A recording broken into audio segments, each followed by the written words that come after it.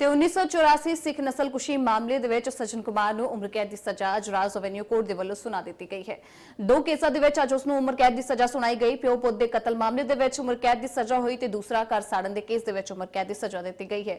ਹੁਣ ਤੱਕ 3 ਕੇਸਾਂ ਦੇ ਵਿੱਚ ਸਜਨ ਕੁਮਾਰ ਨੂੰ ਉਮਰ ਕੈਦ ਦੀ ਸਜ਼ਾ ਹੋ ਚੁੱਕੀ ਹੈ। ਦੱਸਦੇ ਕਿ ਸਜਨ ਕੁਮਾਰ ਨੂੰ ਫਾਂਸੀ ਹੋਵੇ ਇਹ ਜਿਹੜਾ ਹੈ ਪੀੜਤ ਦੇ ਵੱਲੋਂ ਗੁਹਾਰ ਲਗਾਈ ਗਈ ਸੀ, ਲੇਕਿਨ ਉਮਰ ਕੈਦ ਦੀ ਸਜ਼ਾ ਕਾਫੀ ਨਹੀਂ ਹੈ ਉਹਨਾਂ ਦੇ ਵੱਲੋਂ ਕਿਹਾ ਗਿਆ, ਕਿਉਂਕਿ ਉਮਰ ਕੈਦ ਦੀ ਸਜ਼ਾ ਲੇਕਿਨ ਕੋਰਟ ਦੇ ਵੱਲੋਂ तमाम ਦਲੀਲਾਂ ਦੇ ਕੇ ਹੀ ਕੀਤੀ ਗਈ ਹੈ। 1984 ਸਿੱਖ ਨਸਲਕੁਸ਼ੀ मामले ਦੇ ਵਿੱਚ ਸਰਾਉਜ ਐਵਨਿਊ ਕੋਰਟ ਦੇ ਵੱਲੋਂ ਸਜਨ ਕੁਮਾਰ ਨੂੰ ਸਜ਼ਾ ਸੁਣਾ ਦਿੱਤੀ ਗਈ ਹੈ। ਉਮਰ ਕੈਦ ਦੀ ਸਜ਼ਾ ਦਿੱਤੀ ਗਈ ਹੈ। ਦੋ ਕੇਸਾਂ ਦੇ ਵਿੱਚ ਉਮਰ ਕੈਦ ਦੀ ਸਜ਼ਾ ਸੁਣਾਈ ਗਈ ਹੈ। ਇੱਕ ਸਜ਼ਾ ਉਹ ਪਹਿਲਾਂ ਤੋਂ ਹੀ ਕੱਟ ਰਹੇ ਨੇ। ਕੁੱਲ 3 ਜਿਹੜੇ ਉਮਰ ਕੈਦ ਦੀ ਸਜ਼ਾ ਹੈ ਸਜਨ ਕੁਮਾਰ ਤੇ ਚਲ ਗਿਆ ਹੈ ਤੇ ਪਿਓ ਪੁੱਤ ਦੇ ਕਤਲ ਮਾਮਲੇ ਦੇ ਵਿੱਚ ਤੇ ਦੂਜਾ ਘਰ ਸਾੜਨ ਦੇ ਕੇਸ ਦੇ ਵਿੱਚ ਵੀ ਉਮਰ ਕੈਦ ਦੀ ਸਜ਼ਾ ਸਜਨ ਕੁਮਾਰ ਨੂੰ ਅੱਜ ਮਿਲੀ ਹੈ।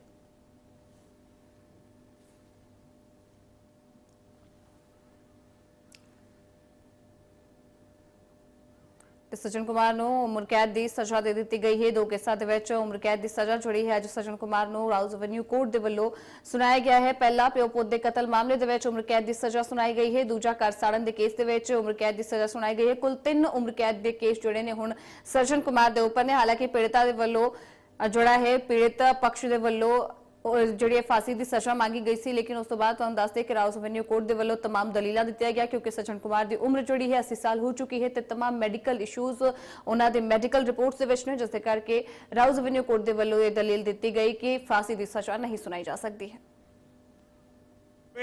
फांसी उम्र कैद की सजा है और दूसरा जो घरों को जलाया इन पीड़ितों के भी और बाकी भी जो घरों को जलाया, घरों को लूटा 436 उसमें भी ये उम्र कैद की लाइफ इम्प्रिजनमेंट की सजा है।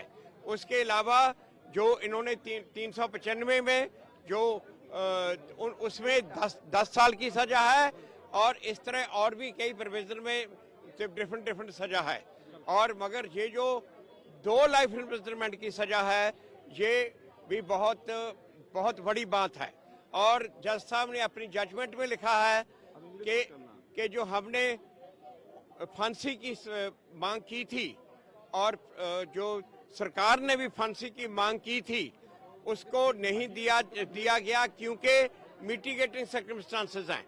उसकी 80 साल की उम्र है और उसको बहुत बीमारियां लगी हुई हैं और वो जेल से जो रिपोर्ट आई है कि वो अपने आप को हैंडल भी नहीं कर सकता, उसको बाथरूम जाने के लिए भी हेल्प की जरूरत है। और ये कानून है कि अगर 80 साल की उम्र हो और इतनी बीमारी लगी हो तो फांसी की सजा नहीं होती।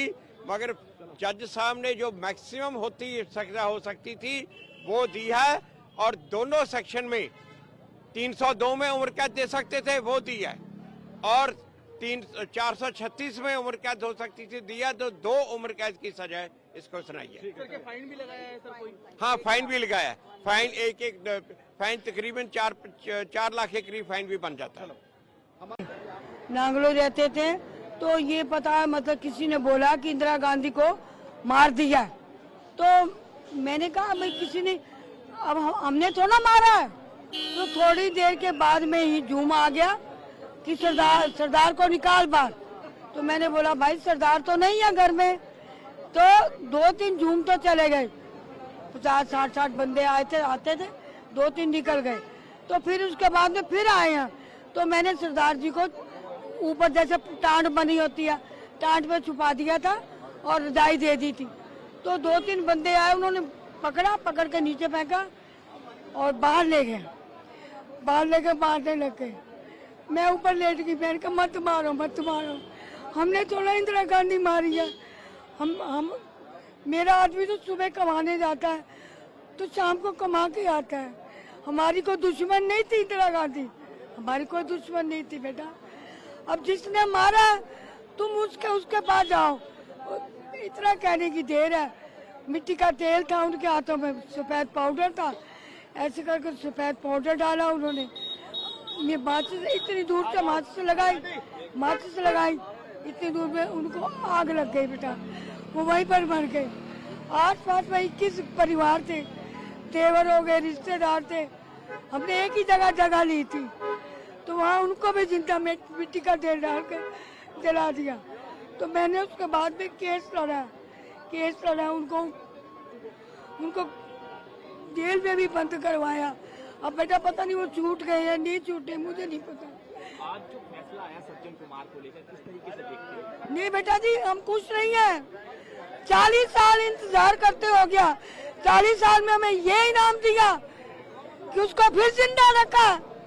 कहते वो 80 साल का है, तो 80 साल का है तो हम क्या करें? उसको तो फांसी होनी चाहिए, उसको क्या, उसके बच्चों को भी होनी चाहिए। बाप की कमाई तो औलाद खाती है ना, औलाद को भी साथ में फांसी होनी चाहिए।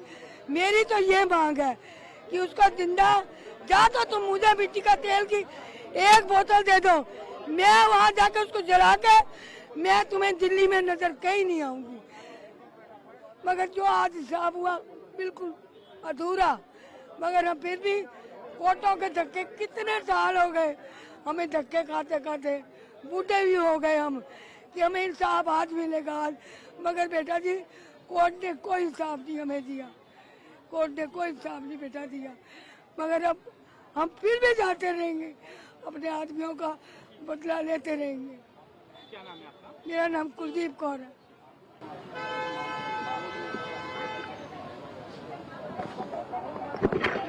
आदमी कभी नहीं रोता, आदमी कभी नहीं रोएगा, सच्चा आदमी ही रोएगा। जिसके दिल में बीतती है ना, उसी का पता।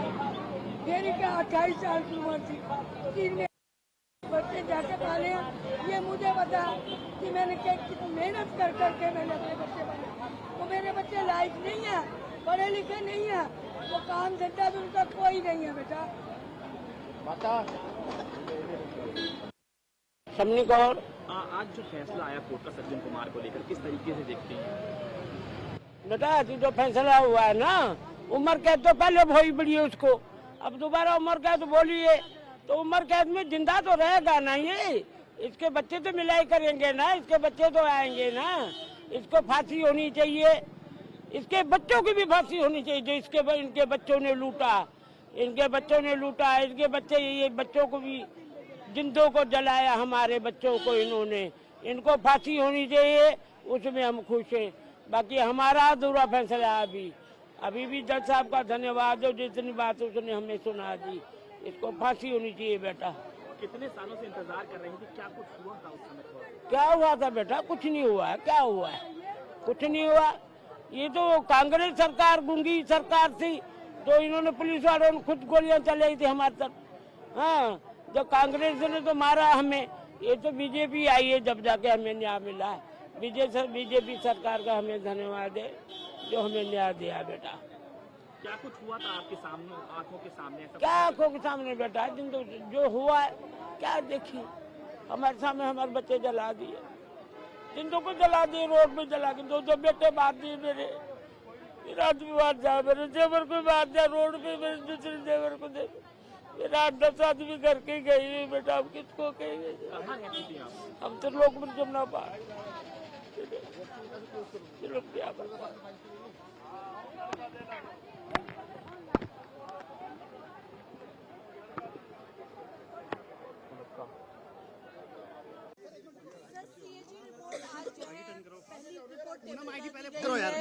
विपक्ष का एक भी एमएलए मौजूद नहीं था, किस तरीके? सारे विपक्ष को पता था कि सीएजी की रिपोर्ट आ रही है, इसीलिए उन्होंने कल से माहौल बनाना शुरू किया। और वो सज्जन कुमार को आज दूसरे केस में लाइफ सेंटेंस हुई है। मैं देश के प्रधानमंत्री नरेंद्र मोदी जी का धन्यवाद करता हूं, गृह मंत्री जी का धन्यवाद करता हूं, जिन्होंने एसआईटी बनाकर इन केसों को चलाया था। दोबारा से 35 साल से बंद पड़े केस थे, और सज्जन कुमार जैसे लोग, जगदीश टाइटर, एचकेएल भगत जैसे लोग, कमलनाथ जैसे लोग मंत्री और मुख्यमंत्री और एमपी बने घूमते थे और हमें आंखें निकाल कर दिखाते थे। और आज हमें इस बात की तसल्ली है, मेरी कम्युनिटी कहीं ना कहीं इस बात पे अपने आप को तसल्ली महसूस करती है कि इन लोगों को कम से कम हिसाब देने का समय तो आया। दूसरे केस में सजाए उम्र कैद हुई, हम सजाए मौत की उम्मीद कर रहे थे, लेकिन मैं फिर भी धन्यवाद करता हूं। इसके आगे हम रणनीति बनाएंगे, क्या करना है, क्या सजाए मौत के लिए हमें जाना, हाईकोर्ट में बैठ कर हम तय करेंगे। लेकिन मैं अभी इस पे संतुष्टि है जरूर कि इस लड़ाई में कम से कम हमें यह तसल्ली है, अगली बारी जगदीश टाइटर की और कमलनाथ की। धन्यवाद।